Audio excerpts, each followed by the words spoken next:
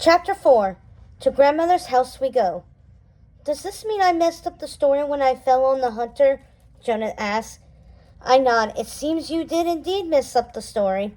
Jonah's cheeks flush. So, what do we do now? I think we have to save Little Red, I say. Jonah's eyes bug out. You mean we have to cut open the wolf's belly to free Little Red and her Nana? My stomach heaves. Oh, I hope not. That's really, really gross. I was thinking more like we stopped the wolf from eating them in the first place. Ah, got it. That makes more sense. But how do we do that? Jonah asks, frowning. I guess we go follow her, I say. I stand up and gaze down into the woods. I can still hear Little Red singing faintly in the distance. And leave the sleeping hunter? Jonah asks, glancing back at the snoring man. Help is on the way, remember, I say. And we don't have time to wait for the doctor if we want to stop Little Red before the wolf gets her. Okay, I'm ready, Jonah says. He leaps up with Prince in his arms and heads for the ladder again. Wait, I say, glancing at my wristwatch. First, we'd better figure out what time it is here. My watch keeps track of the time back home, which is helpful since time passes differently there than it does in fairy tale land. Time in some fairy tales goes faster than the time at home. Sometimes it goes slower. Is there a clock? I ask. There's one. Jonah points at the clock on the huntsman's desk. The time is 12:25. Since it's daylight outside, it must be 12:25 p.m. I look down at my trusty watch again. 12:25 a.m. Oh, perfect. That means that time is passing at the same speed here as it is at home, and that we're exactly 12 hours ahead, or maybe behind. We just have to get back home before Nana wakes up, Jonas says. I swallow. After the fight we had, Nana would not be happy to find me missing in the morning. No time to waste. Let's go save Little Red, I cry. Jonah climbs down the ladder first with Prince in his arms. Then I go, stepping down, carefully. The ladder sways. Eep! Finally, my feet hit the ground. Phew! I'm not the hugest fan of heights. There's a horse tied up to the tree beside us. Must be the hunter's. He neighs at me and Jonah. Then I hear a sound way off in the distance that makes all of us, including the horse, jump. Woo! What was that? Jonah asked, his eyes huge. Prince bares his teeth and barks. My heart is thumping hard. That sounded a lot like... How? Abby? Was that a wolf? Jonah asked me, looking terrified. Probably not, I lie. Still, I can't hide my shiver. The howling came from somewhere to our left. Thankfully, we're going in the other direction to catch up to Little Red. Come on, I tell Jonah, grabbing his arm and leading us away. Prince follows us closely. We don't hear any more howling, so I relax a little bit. The forest path is a hard-packed dirt trail that winds through the enormous trees. Everywhere I look, there are more tree houses above us, in all different colors and shapes. And I don't see any wolves. Yet. Abby, do you want to know something cool about wolves? Jonah asked. Sure. Is it that they've now decided to become vegetarians? I ask hopefully. No, Jonah says, stepping over a small rock. Is it that they are secretly scared of children? I ask extra hopefully. Also no, Jonah says, and you're making my thing sound less cool. Sorry, what is it? It's that dogs came from wolves, Jonah announces proudly. Prince scampers alongside us. Woof! That's true, I agree. Remembering what we learned in science class about animals, dogs are descended from wolves. So Prince's Nana was a wolf, Jonah says. I shake my head. More like Prince's great Nana was a wolf. You'd have to go back a lot of generations in Prince's family to find a wolf. Jonah bends down to scratch Prince behind the ears. I wonder if wolves wag their tails when they're happy, Jonah says, just as Prince wags his tail. I'm not sure I want to see a wolf happy, I say. If a wolf is happy, we're probably not so happy. As we come around a curve in the path, Jonah stops walking. He points ahead. Abby, there she is, he whispers. There's Super Red. I see a red cloak billowing in the breeze. Yay, we found her. Should we warn her about the wolf right now? Jonah asks. I hold a finger up to my lips. Shh, I say. Let's just follow her quietly and see. We don't know exactly where she is in the story. Let's hope she hasn't met the wolf yet. Snap. Oops, I just stepped on a twig. Way to be quiet, Jonah says. Little Red Riding Hood turns around. She's wearing red sneakers that match her cape. Oh, she says nervously, taking a big step back. Hello? We didn't mean to scare you, I say. You didn't. It's just there aren't that many kids in town, she explains. Little Red looks to be a bit younger than I am and a couple of inches shorter. She has brown skin and dark brown bangs that fall into her eyes. The rest of her hair must be tucked up under the hood. She has huge light brown eyes and a dimple in each cheek when she finally smiles. I smile back. Hi, I say, walking up to her. I'm Abby, and this is my brother Jonah. The dog sniffing your shoes is Prince. Little Red kneels down and scratches Prince behind the ears. She seems less nervous now. I love dogs, she says. I love all animals, really. They're so much easier to understand than people. What's your name? Jonah asks her eagerly. Well, everyone calls me Little Red, she explains, gesturing to her red cloak. But my real name is Lali, which means red in Hindi. That's why my grandmother made me this red cloak, to go with my name. She pauses and puts a hand to her lips. Am I talking too much? Not at all, Jonah says. I talk a lot. Plus, I knew you would have a color of a name for a name, he adds, giving me a smug smile. You did, I admit. Then I glance back at Little Red, a.k.a. Lolly. You mentioned your grandmother. Are you on your way to see her now? Lolly looks surprised. How do you know that? She asks. Jonah and I exchange a glance. Just a lucky guess, I answer quickly. Yes, I'm going to my grandmother's cottage, Lolly says. But I was just about to stop to pick her some flowers. She points off the path to a little wooded patch where pretty wildflowers are growing. Flowers? I ask, worried. Why are you going to pick flowers?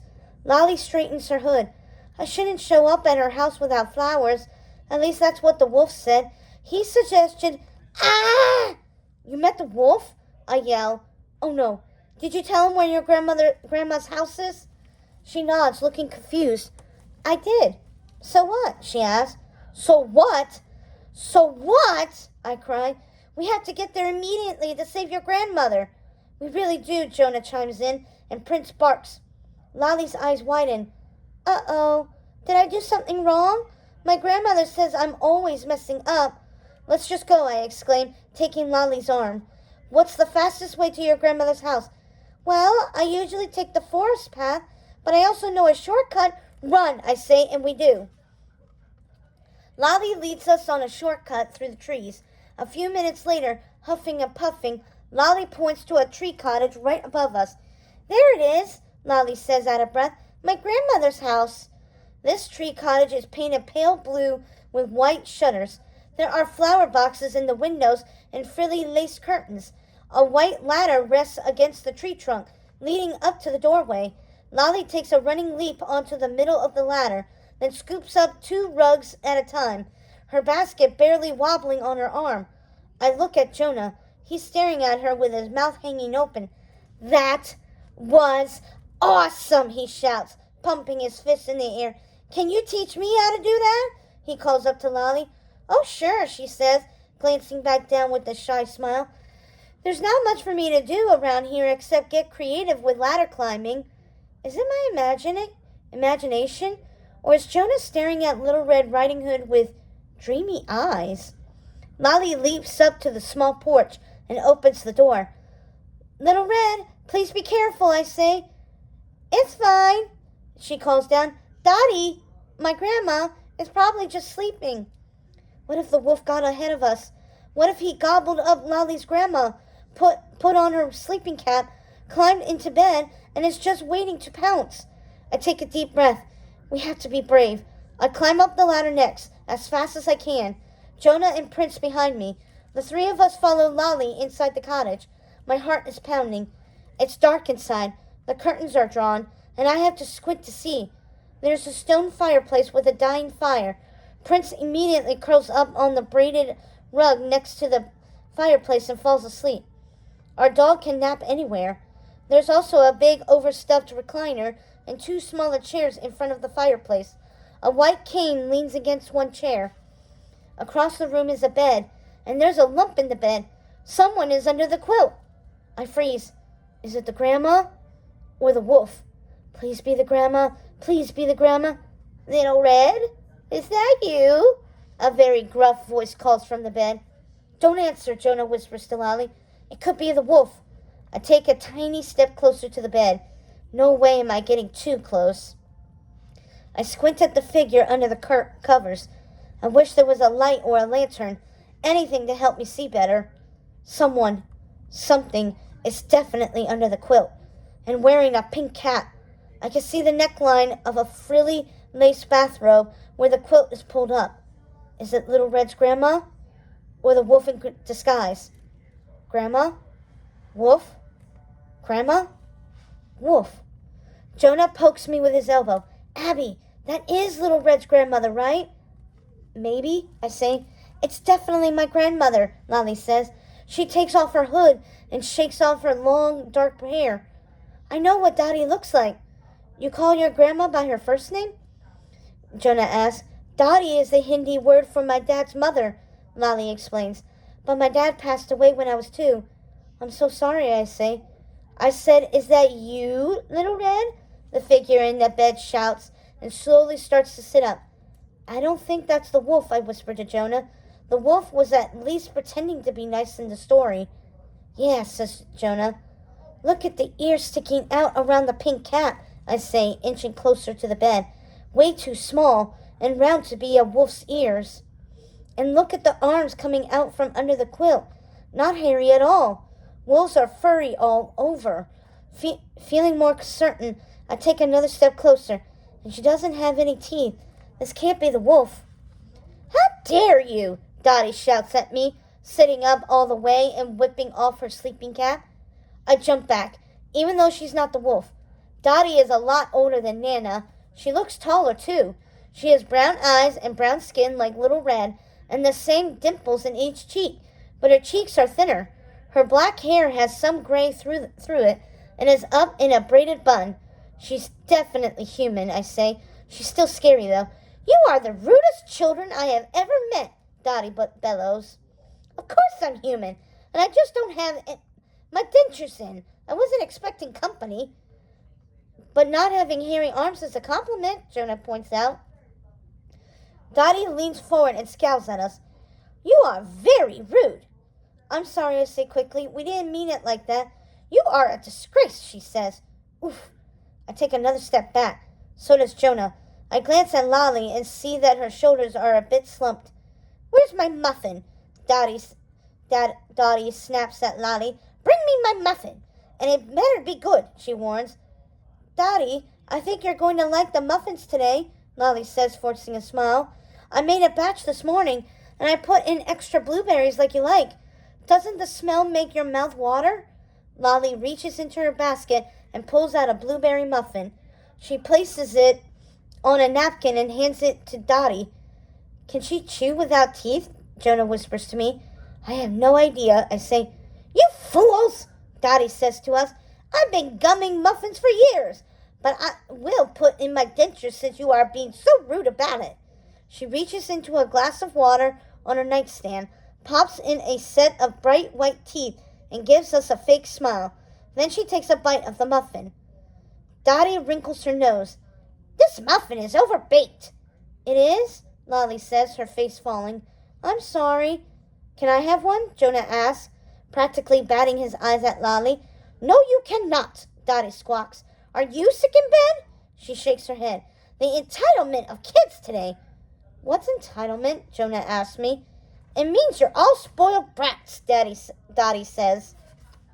I glance at Lolly. If she's bothered by her mean grandmother, she's not showing it. Dottie, shall I heat up the muffin for you? She offers. Humph, Dottie says. It'll just get even more overbaked. She eyes Little Red. Come closer, girl. Lolly rushes over to the bed. Yes, Dottie? What is with that messy hair of yours? Dottie demands. And why is your cloak so wrinkled? How dare you come over here looking so sloppy? In my day, people dressed up nicely to see their elders. I'm sorry, Lolly says again. My cloak got tangled as I skipped. I'll iron it later. It'll be as smooth as the day you made it for me. Dottie waves her hand dismissively. And you two, she barks, staring at me and Jonah. Why on earth are you in your pajamas in the middle of the day? Disgraceful. She shakes her head. Children are no good nincompoops who can't do a thing right. Makes messes all day long. She glances at Prince napping on the rug. And just look at that lazy mutt. How dare she call Prince lazy? Or a mutt. No, I guess he is a mutt. I'll let that part slide. Would you like some tea, Dottie? Little Red asked brightly. I think she's trying to change the subject. I hope it works. Of course I want tea, Dottie snaps. Why would you ask such a silly question? Dottie, I read in the Houghton Gazette the other day that keeping a positive outlook does wonders for your health. Lolly takes the thermos out of her basket and pours out the hot tea into the lid cup. Dottie scowls. Oh, hush with that ridiculous nonsense and give me my tea.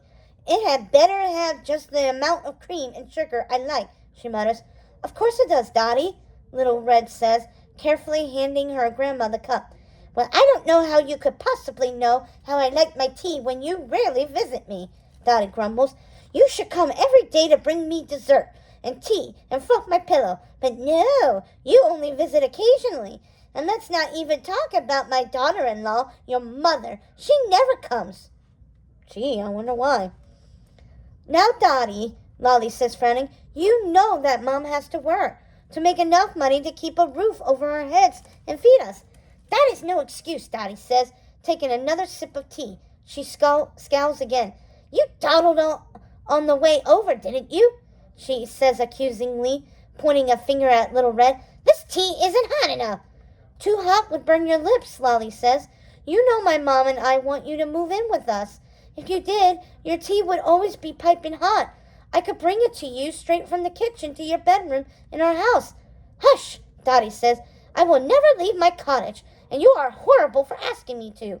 She shakes her head. Overbaked muffins and lukewarm tea. Huh? Just what a Dottie needs when she's ailing. What a bad granddaughter you are. Lolly hangs her head, but she rushes over to the bed to fluff Dottie's pillows anyway. I feel awful for her. Poor Lolly, I whisper to Jonah. Yeah, Jonah whispers back. She doesn't deserve this. She's so sweet. Is Jonah blushing? Yes, his cheeks are pink. I can practically see cartoon hearts shooting out of his scrawny chest as he sneaks another peek at Lolly. I think Jonah has his first crush. Dottie is horrible, Jonah adds. With a capital H, I whisper back. She's making me wish we hadn't saved her, he says.